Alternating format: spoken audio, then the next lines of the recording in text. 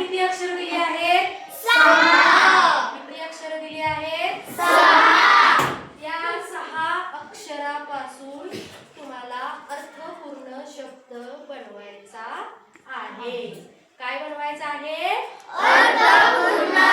चला, फळ्यावरील अक्षरापासून कोण अर्थपूर्ण शब्द बनवते? सांगा पाहू. कुणाला येते? सांगा पाहू. कुणाला येते अर्थपूर्ण शब्द बनवायला? सायली, चल.